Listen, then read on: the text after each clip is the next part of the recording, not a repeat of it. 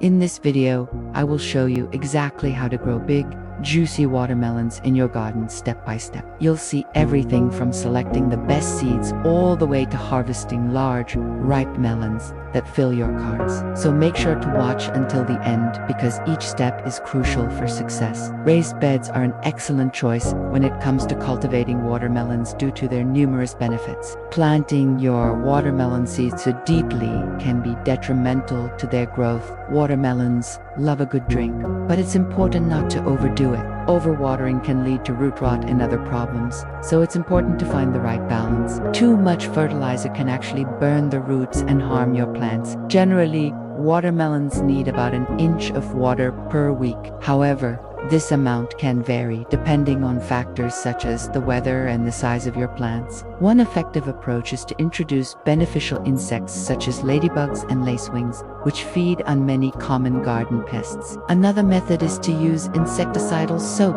which can help control pests like aphids and white. Additionally, neem oil is a natural pesticide that can be used to treat a variety of pests and diseases. However, it's important to note that neem oil can harm beneficial insects, so it's best to use it sparingly and only when necessary. Lastly, companion planting with herbs like basil and dill can help repel certain pests and attract beneficial insects. By employing these natural pest control methods, you can help protect your watermelon plants and ensure a healthy harvest. During hot, dry spells, you may need to water your plants more frequently. Here are some tips to help you get the most out of your harvest. First, choose melons that are fully ripe. Ripe watermelons will have a deep, even color depending on the variety, and they'll sound hollow when you thump them with your knuckles. Look for signs of maturity, such as the tendril near the melon drying out and turning brown. This will help prevent diseases from entering the plant through the cut stem. For larger watermelons, it's a good idea to have someone else help you carry them to prevent them from rolling away. Place the harvested melons in a wheelbarrow or other container to transport them to your desired location. And finally, don't forget to enjoy the fruits of your labor. Whether you plan to eat the watermelons fresh, make juice, or share them with friends and neighbors, you'll appreciate the taste of a homegrown watermelon. So grab a slice and savor the sweet, refreshing flavor of your own backyard. One easy way to determine if your watermelon plants need watering is to check the soil moisture. If the top inch or two of soil is dry to the touch, it's time to water, but don't wait until the soil is completely bone dry before you take action. It's better to water your plants on a regular basis rather than waiting until they are Plus, watering your plants deeply but less frequently will encourage strong root growth. Shallow watering can result in weak, shallow-rooted plants that are more susceptible to drought, stress. Deep watering encourages roots to grow down and seek out moisture,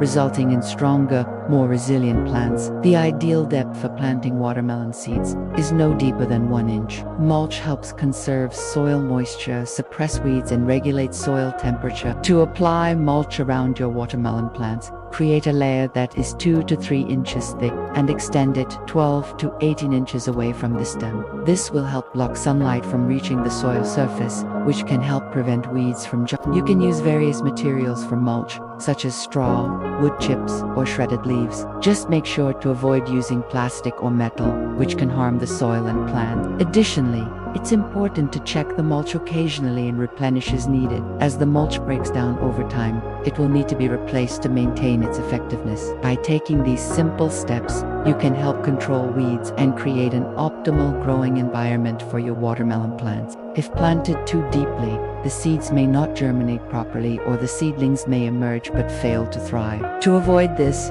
it's important to follow the instructions on the seed packet for planting depth in general. However, most watermelon seeds should be planted no deeper than 1 inch. Once the seeds have been planted, it's essential to water them regularly to ensure that the soil remains moist. However, overwatering can also be harmful, so it's important to find a balance and avoid soggy soil. By following these tips, you can set your watermelon seeds up for success and enjoy a bountiful harvest. Not only do raised beds provide better drainage, but they also warm up faster in the spring, allowing for earlier planting. The soil in raised beds tends to dry out more quickly than in-ground soil, which can be beneficial for watermelons as they prefer a well-drained, slightly elevated area. Additionally, raised beds make it easier to manage weeds and pests, further contributing to healthier plants and better yields. And finally, they allow for better air circulation, which helps prevent diseases such as powdery mildew. To build a simple raised bed, you can use untreated lumber, concrete blocks, or even rocks. Just ensure that the material you choose is non-toxic and safe for your plants. Ideally, the bed should be at least 12 inches high and filled with a mixture of compost and topsoil. With proper preparation, raised beds can provide an ideal environment for growing delicious watermelons. If you are ready to begin your journey towards growing delicious watermelons, let's get started. Step No. 1. Choose the best watermelon seeds for your region. There are many different types of watermelon seeds available, but not all of them may grow well in your area. Different varieties of watermelon have different growing requirements and may be suited to different climates. Some common types of watermelons include seeded and seedless watermelons, as well as personal favorites like Crimson Sweet, Charleston Gray, and Yellow Dull. To choose the best watermelon seeds for your region, it's important to consider factors such as your local climate, soil type, and the length of your growing season. Local nurseries or seed retailers should be able to provide guidance on which types of watermelon grow best in your area. But remember, no matter what type of watermelon you choose, always inspect the seeds before planting to ensure they are healthy and free of any damage or disease.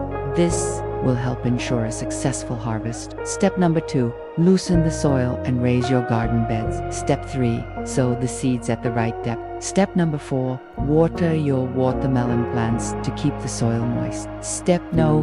5. Use mulch to prevent weed growth around your plants. Step 6. Fertilize your watermelon plants regularly. When it comes to feeding your watermelon plants, it's important to use caution. Step number 7. Train and prune the watermelon vine. Training and pruning watermelon vines can be beneficial for several reasons. Firstly, it helps to maximize the yield by directing the energy of the plant towards fruit production rather than vine growth. By pruning excess vines, you can also improve air circulation, which reduces the risk of diseases such as powdery mildew. Additionally, training the vines can make harvesting easier by keeping them off the ground and in a manageable area. However, it's important to note that watermelon vines are sensitive and can easily become damaged. When pruning, it's best to use clean, sharp pruners or scissors to make cuts. It's also important to avoid pruning too aggressively, as this can stress the plant and reduce yield. In general, it's recommended to prune about 1/3 of the total vine growth to maximize yield and promote healthy growth. Step No.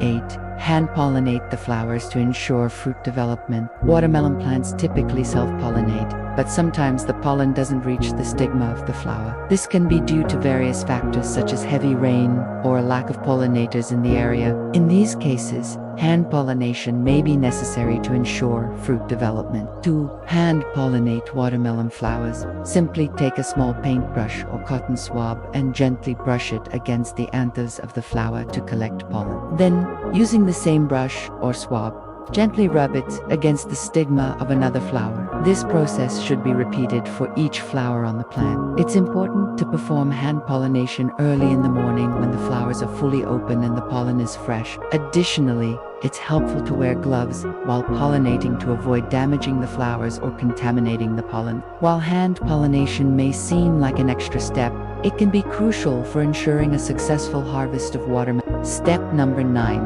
Control pests naturally. There are several natural methods for controlling pests that may affect watermelon plants, such as aphids, cucumber beetles, and squash bugs. And finally, step number 10. Harvest large, ripe melons that fill your carts. If you enjoyed this video, please leave a thumbs up and subscribe to our channel for more gardening tips. Thank you for watching and happy gardening.